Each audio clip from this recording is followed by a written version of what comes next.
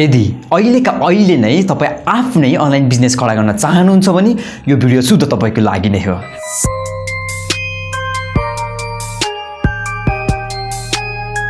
Welcome ladies and gentleman, नमस्ते, स्वागत छ तपाईहरुलाई। अनलाइन बिजनेसले तपाईलाई फ्रीडम दिन्छ, फाइनान्शियली सेल्फ डिपेन्डेन्ट बनाउँछ, त्यस्तै तपाईलाई एउटा ग्रेट वे टु एक्सप्लोर गर्ने एउटा बाटो देखाउँछ। एक्ज्याक्टली अनलाइन बिजनेस अहिलेको युथहरुमा भनौं कि अहिलेको वर्ल्डमा एकदमै फ्यासिनेटेड भइसकेको छ।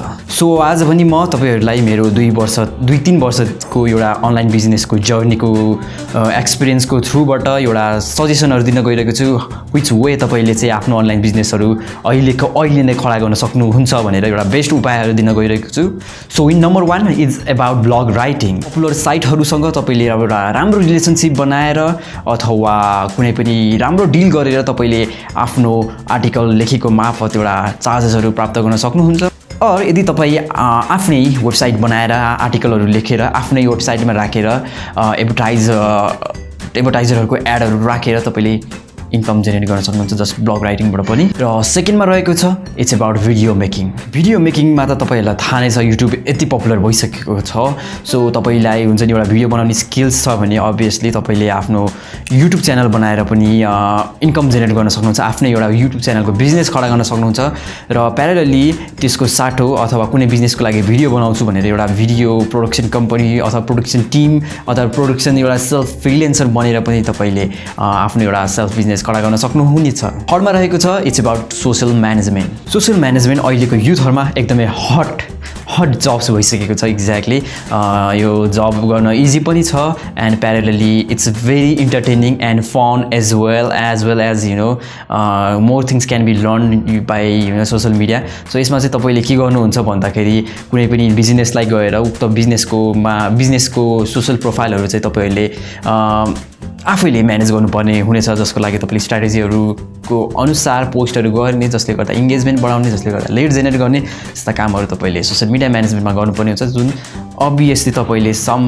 काइन्ड्स अफ एउटा इन्फर्मेसन ग्यादर्स र सम काइन्ड्स अफ एक्सपिरियन्सबाट मजाले म्यानेज गर्न सक्नुहुन्छ र आफ्नो बिजनेस खडा गर्न सक्नुहुन्छ सोशल मिडिया म्यानेजमेन्ट टाइपको। फोर्थमा रहेको छ affiliate marketing. Affiliate marketing is some kind of tricky है हुन चाहिँ, but you can earn lots of income from the affiliate marketing as well. You know there are lots of professional peoples they are earning lots more income in just affiliate marketing, जसमा चाहिँ तपाईले कुनै पनि प्रोडक्टहरुको product अथवा service त्यसको चाहिँ लिङ्कलाई चाहिँ promote गर्ने हो, त्यसलाई चाहिँ लिड जेनेरेट गर्न तपाईले हेल्प गर्ने हो, र जसबाट चाहिँ कुनै पनि सेल्स तपाईको लिङ्क थ्रुबाट भयो भने अथवा तपाईको एफिलिएसनबाट कुनै पनि सर्भिसेसहरु सोल्ड अथवा भ्यू मात्रै भए पनि तपाईले त्यसबाट कमिसन प्राप्त गर्न सक्नुहुन्छ।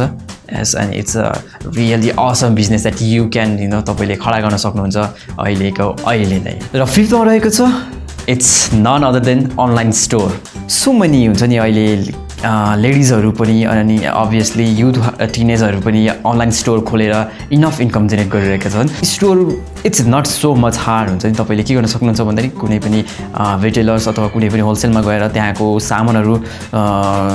सामानहरु बेच्नेहरुसँग डिल गर्नुहोस् र त्यहाँको सामानलाई चाहिँ तपाईले आफ्नो सोशल मिडिया अथवा कुनै पनि प्लेटफर्मबाट चाहिँ त्यो सामानलाई प्रमोट गरेर सेल्स गर्न सक्नुहुनेछ र तपाईले त्यस मार्फत मार्जिन आफूमा राख्न सक्नुहुन्छ। That's the best way you can earn lot of more very sweet amount of income. So I think that's the last point. So आज मैले तपाईलाई 5 पोइन्ट्स भने। नम्बर 1 मा थियो ब्लग राइटिङ, र सेकेन्ड मा थियो भिडियो मेकिङ, थर्ड मा थियो सोशल मिडिया म्यानेजमेन्ट, र फोर्थ मा थियो एफिलिएट मार्केटिङ, अनि फिफ्थ मा रह्यो online store.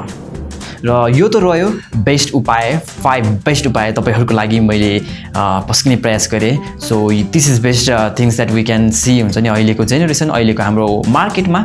So you can go and start any one you feel for you, so that's all the point I'm trying to share with you guys. So hope you guys will start as soon as possible. So आज पनि मलाई साथ दिनु भएकोमा धेरै धन्यवाद, र अर्को भिडियो लिएर अर्को टाइममा नौलो प्रस्तुतिका साथ आउने नै छु। सो त्यतिन्जेलसम्म मलाई बिदा दिनुहोस्। So guys, have a great day, bye bye.